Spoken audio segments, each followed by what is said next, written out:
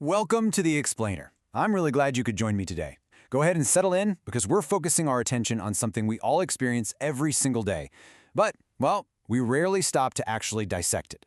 We're looking at the very architecture of understanding. In this explainer, we're going to journey together from the abstract, invisible metaphors we use in our language all the way to the concrete, practical ways we actually measure learning. So think about this for just a moment. How do we actually know that we understand something? Sounds like a simple question, doesn't it? But take a breath and really let that settle. Is understanding a feeling? Is it a physical state? A behavior?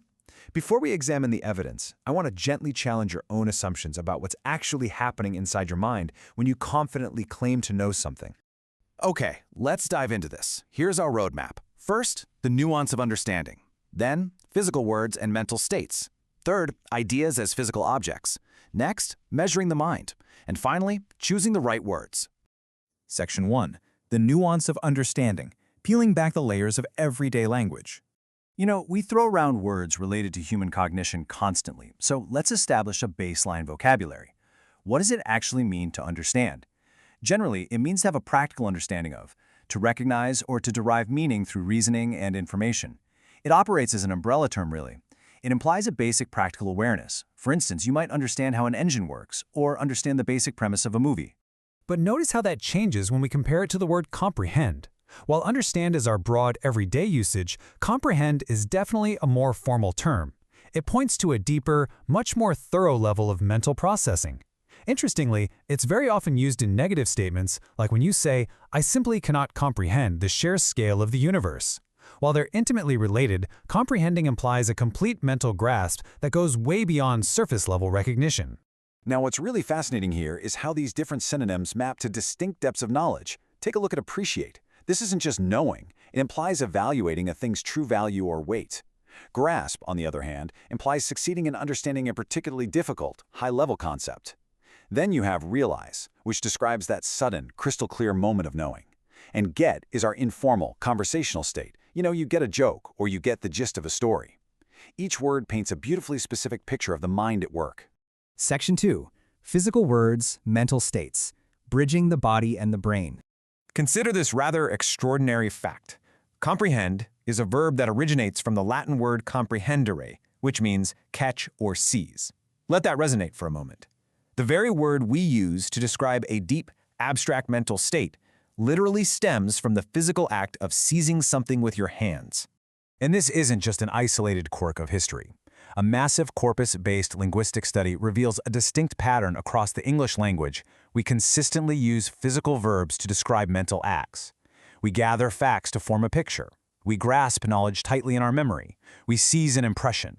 We acquire an intellectual skill. And we receive information. It's fascinating. Actions of physical manipulation are directly extended right into our cognitive domain. Section 3. Ideas as physical objects. The cognitive metaphors of language. Now, these semantic extensions aren't coincidences. They brilliantly illustrate the core framework of conceptual metaphor theory, which states, understanding is grasping. We rely heavily on a primary cognitive metaphor that links physical control directly to intellectual mastery. When you understand an idea, your brain is basically telling you that you have it close, secure, and under your control, just exactly like holding a physical object. To make this work, we require another fascinating mental framework. The mind is a container. According to cognitive linguists, we literally treat ideas as physical objects that are imported into our mental spaces. We store them, we organize them, and we keep them as valuable possessions. I mean, think about how often we talk about keeping a fact in mind or getting a concept into someone's head. So on one side, physical grasping uses the hands to take hold of a solid object, establishing physical closeness. On the other side, mental grasping occurs when the brain takes hold of an abstract idea, establishing intellectual control.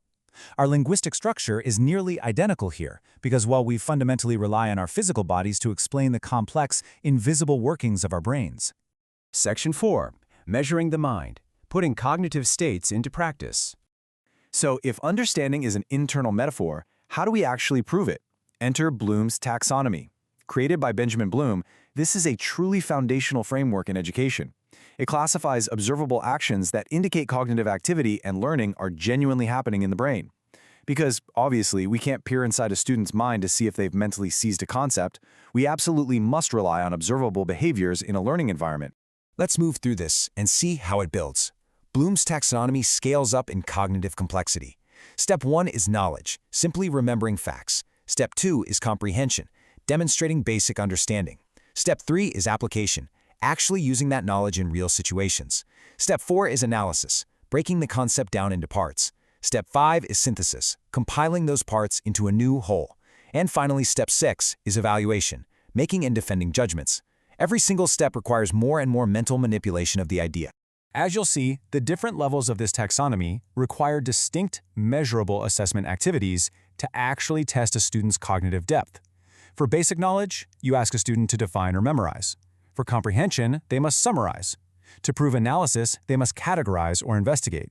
And for evaluation, well, they're required to judge or defend. We literally move from simply holding the idea to completely dismantling and rebuilding it. Section 5. Choosing the right words. Precision in pedagogy. Now, the guiding principle we absolutely must adopt is this. To give maximum structure to instruction, learning objectives must be completely free of vague or ambiguous words. It's that simple. If we use vague language to instruct or test, we simply cannot accurately assess whether true learning has actually occurred. So the crucial point here is directly juxtaposing the vague internal state against precise external actions. Just look at the words to avoid. Understand, know, believe, comprehend, realize. Why avoid them? Because you cannot visually observe someone knowing or believing.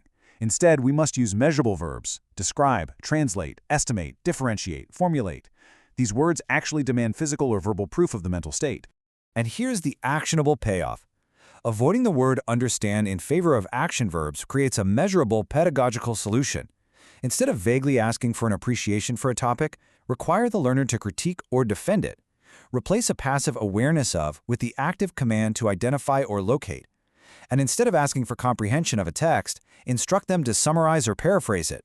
It's a real game changer. Which brings us to a final provocative thought to conclude our time together today. From the information given in this explainer, can you formulate your own definition of understanding? Notice what I did there. I'm intentionally using one of Bloom's highest level verbs, formulate, to gently challenge you to evaluate your own learning journey today. Take that prompt with you, apply what we've uncovered, and as always, keep exploring. Hello, it's Rod's friend here, Gino from Real Everyday English. Sorry for interrupting your video. I just want to make a quick recommendation that you subscribe to Rodrigo's channel. He's an amazing guy, he's so humble, he's so dedicated, and he creates absolutely fantastic content. See you people soon. Bye-bye. God bless.